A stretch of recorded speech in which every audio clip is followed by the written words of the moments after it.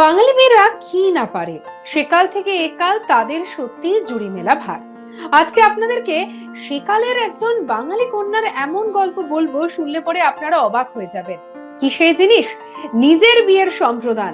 আর শুধুমাত্র নিজের বিয়ের কন্যা সম্প্রদান নয়, তারই পাশাপাশি সাহিত্য চর্চার সমস্ত কিছু করে সেই সময়কার তৎকালীন একজন বিধবা মহিলা কি করে তার নতুন জীবন শুরু করেছিলেন এবং তার পরিচয় কি, অবশ্যই সেটা জানার জন্য ভিডিওটা শেষ পর্যন্ত দেখতে হবে। ভালো লাগলে পরে লাইক করবেন, শেয়ার করবেন, সাবস্ক্রাইব করবেন আজ তাক বাংলার ইউটিউব চ্যানেলকে।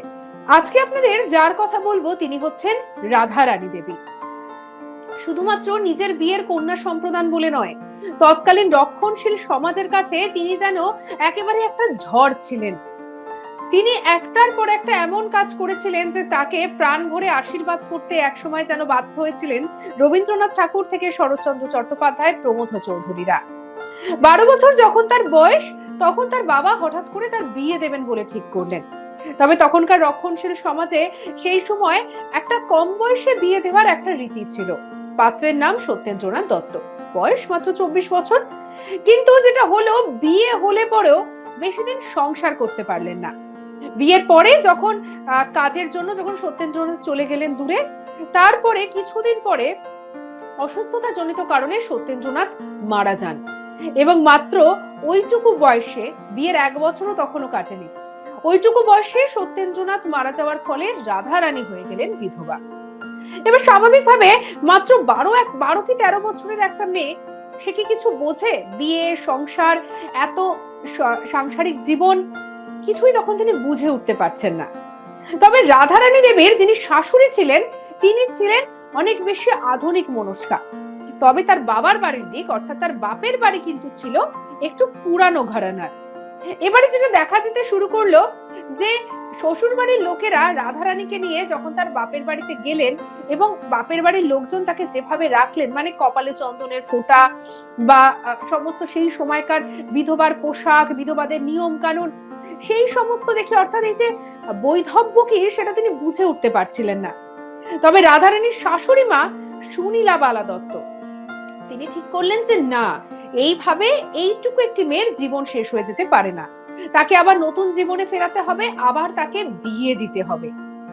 তবে সেই সময় কলকাতায় তিনি ছিলেন যেন একটা নতুন, যেন একটা দিক, মানে নতুন যেন একটা সেই সময়কার সমাজে মেয়েদেরকে যেন তিনি একেবারে একটা নতুন দিগন্ত খুলে দিয়েছিলেন।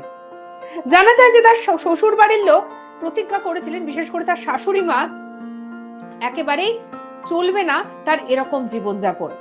এমনকি তারই উদ্যোগে, অর্থাৎ তার শাশুড়ি মার উদ্যোগে, তার পরনে উঠেছিল আবারও ইঞ্চিপার শাড়ি, চুড়ি, গলায় কানে সোনার গয়না।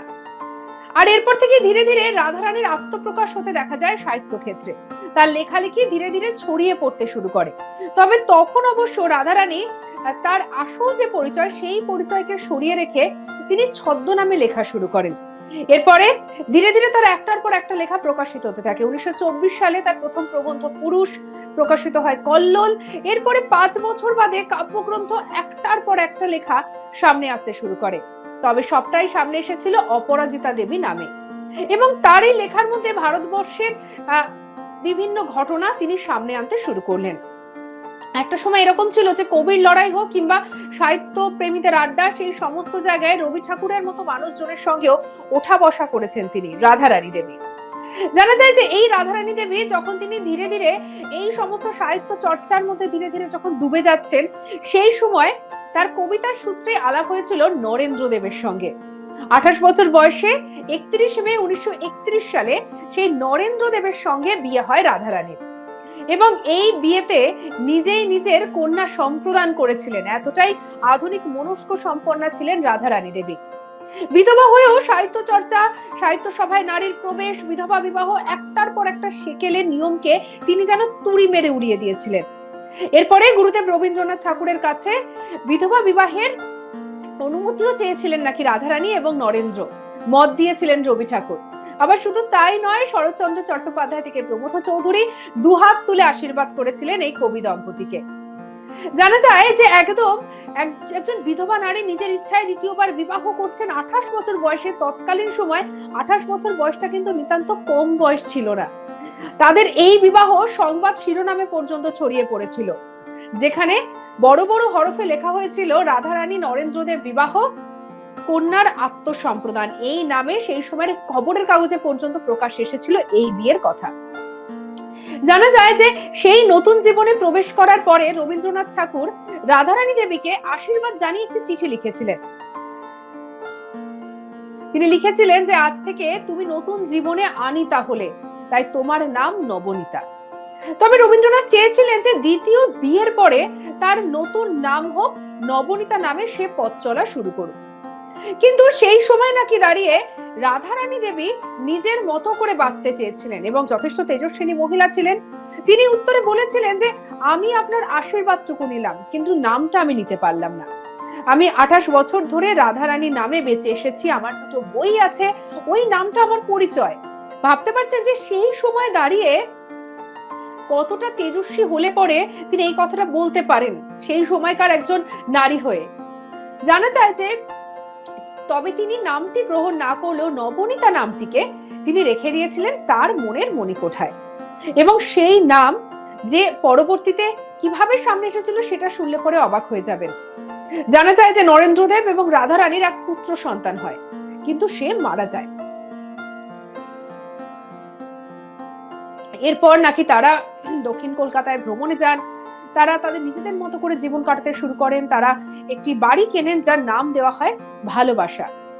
এবং যেটা দেখা যায় সেই বাড়িতেই 1938 সালের 13 জানুয়ারি জন্ম হয় একটি কন্যা সন্তানের, যার ডাক নাম ছিল খুকু। বিয়ের 8 বছর পরে জন্ম হয় তাদের মেয়ের। তখন শরৎচন্দ্র চট্টোপাধ্যায় ভীষণ অসুস্থ, শেষ শয্যায়। তিনি তার নাকি স্নেহের রাধারানী তার মেয়ের নামকরণের জন্য বলেছিলেন অনুরাধা। তবে নামকরণের 3 দিন পরে নাকি প্রয়াত হন শরৎচন্দ্র। কিন্তু সে সময় ভালোবাসা বাড়িতে একখানি চিঠি আসে। সেই চিঠি পাঠিয়েছিলেন রবীন্দ্রনাথ ঠাকুর। তিনি বলেছিলেন তখন যে তার দেওয়া নবনীতা নাম রাধারানী প্রত্যাখ্যান করায় রবীন্দ্রনাথ ঠাকুর একটু কষ্ট পেয়েছিলেন, তার মনক্ষুণ্ণ হয়েছিল। কিন্তু সে যুগে সবার কাছে রবীন্দ্রনাথ ঠাকুরের দেওয়া নাম ছিল মহার্ঘ, সেই নাম প্রত্যাখ্যান করেছিলেন রাধারানী। তবে সেই বিষয়টা কিন্তু রবীন্দ্রনাথ ঠাকুর ভোলেননি।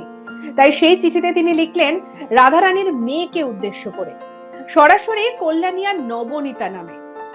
নবনীতার বয়স তখন মাত্র 3 দিন। কবিগুরু লিখলেন যে তুমি যেহেতু এখনো কোনো উপহার প্রত্যাখ্যান করার মতো বড় হওনি, তাই উত্তরাধিকার সূত্রে তোমার নাম রাখা হলো নবনীতা। এবং তার পরবর্তীতে তার নাম আর কিন্তু অনুরাধা রাখা হয়নি, রাখা হয়েছিল নবনীতা। এবং সেই নবনীতাকেই বর্তমানে আমরা সাহিত্য চর্চার সঙ্গে সাহিত্যিক লড়াকু নবনীতা দেবসেন হিসেবে চিনি। পরবর্তীতে অমর্ত্য সেনের সঙ্গে তার বিবাহ হয় এবং বৈবাহিক সূত্র এবং তার যে পারিবারিক সূত্র ধরে তার পুরো নাম নবনীতা দেবসেন, যে নামটির সঙ্গে আমরা ভীষণভাবে পরিচিত। আর এই নবনীতা দেবসেনই হচ্ছে রাধারানী দেবীর মেয়ে, অর্থাৎ আমরা এতক্ষণ নবনীতা দেবসেনের মায়ের গল্প বললাম আপনাদেরকে। কেমন লাগলো জানাতে ভুলবেন না, সাবস্ক্রাইব করতে ভুলবেন না। আজ তাক বাংলার ইউটিউব চ্যানেলকে লাইক করুন, কমেন্ট করুন, শেয়ার করুন, সাবস্ক্রাইব করুন আর জানান আপনার মতামত অবশ্যই।